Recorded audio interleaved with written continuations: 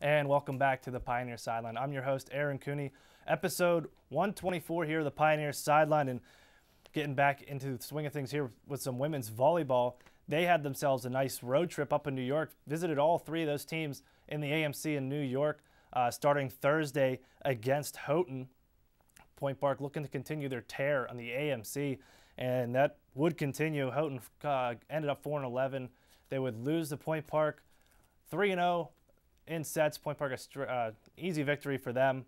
Oberacker with 15 kills. Lota had 14 that combined for 29 and converted, or in one error in 46 attempts for those two, and take it over to Friday night where they would travel just a little further up to Roberts Wesleyan. Again, another dominating performance from the Pioneers. Move on to 19-4 after another straight set victory over Roberts Wesleyan, who would fall to 13-6. And then Saturday morning, one more match in their tear there of New York and Daemen, probably the other team that challenged Point Park in the AMC standings. Daemen would win that first set in a close one, 25-22, and they would also be up big in that second set, but Point Park rallied, scored 13 straight points to win 25-16, and would take sets 3 and 4 on their way to a 3-1 victory. Point Park now 20-4 in volleyball. And we're going to go ahead and bring in Teresa Davis, our volleyball analyst. And Teresa, New York teams, tough for Point Park, especially Daemen, probably going to be that team that challenges them for top squad in the AMC. But what game by game, you look at Houghton and just a dominating performance as they would win that one 3-0. Mm-hmm. I think this stretch of games was the most difficult one that they've had all year, whether they play Daemen or Houghton or Roberts Wesleyan. I think this one, going on the road and winning these games, was huge for them. And I think against Houghton, Lindsay Oberacker and Brittany Lota really did a phenomenal job combining for 29 kills. And Taylor Pugliese, she had 43 assists. That's phenomenal. She's giving her teammates a huge opportunity on the court. And you take a look at just her assist totals game by game. It's just up there, 30, 43 in this game. Just a great transfer coming in from Notre Dame, Taylor Pugliese, and Pioneers could really use it after losing a couple key players. And take a look at the Roberts Wesleyan game, another solid victory, 3-0 again, and 12 team blocks. Wurtzel picking up 7 of them on her own, and as you mentioned, on the road again for the Pioneers, another AMC victory from against Roberts Wesleyan. We have good height. We have 2 6'1" girls and a 6'2" girl. Nicole Wurtzel. We have Rachel Stadina, and we have Brittany Lota, who are all in the 6-foot area, and they can put up blocks like it's nothing. The other teams get intimidated looking at them, and it's just a huge advantage. Able to put up a wall like that, and so we'll have some highlights for you next week, and you can just see the way they pretty much block out the sun and pretty much an eclipse there for Point Park when some of those girls go up there and get the hands up. And then Daemen, as I said before, probably a team that will challenge Point Park in the AMC standings. They're 19-8. They're no scrub, and Point Park was able to take care of them again.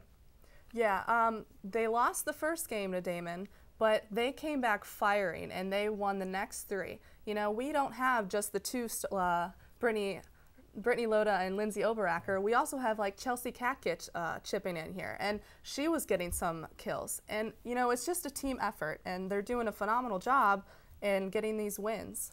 Team effort is the biggest thing probably you can bring up, and you notice, as you mentioned, you're going to see Oberacker up there in kills. You're going to see Lota up there in kills as well. She's coming as another transfer, just a phenomenal player. But as a team, everybody chipping in, and you mentioned Chelsea Katkich had a couple kills in the game, and also on the defense, you look at that game against Daemen, and what really held them in there was that defense. Digs all around in that back row. Galuli 18, Hall 16, Pugliese 12, and Oberacker, Ardinger also chipping in and able to keep them alive in these volleys. Yeah, they're keeping the other team from building momentum off of the kill. They're keeping the ball on the Pioneer side, which gives them another chance to score, and this proves to win them games. And as we mentioned, big AMC run there for the Point Park Pioneers. They have a huge tournament coming up this weekend, or this Friday and Saturday. They will be traveling down to Florida in Clearwater Christian College on Friday. They have 3 games going to take on Florida Christian, Northwood, and Ave Marie. Saturday take on Grace, and then the host Clearwater Christian. And Teresa, what do these, going on the road and they're going to play another 5 games like this and switching from out of conference from the AMC, what does this do for a team as you play sports to go out and take on a different, another challenge that you don't know what's coming at you? It's a completely different perspective. Going outside of the AMC gives you a different look. They've been dominating the AMC so far, besides the Walsh game. But, Walsh is coming back. They have a new chance.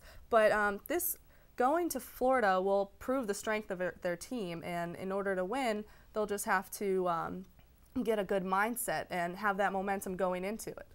Yeah, definitely momentum built up for them. Pioneers at the top of the AMC standings at 20-4. We'll see what they do next week. And they also play Carlo on Tuesday. That is a home game. There will be fan vans at 6 and 6:30 taking you out to Green Tree Sports Complex. Come out, cheer on the Pioneers to another victory and send them off to Florida, hopefully with another win. Teresa, thank you very much for joining us. When we come back, Matt Desi Ice Desmond is going to join us here for a little men's soccer talk, so don't you go anywhere.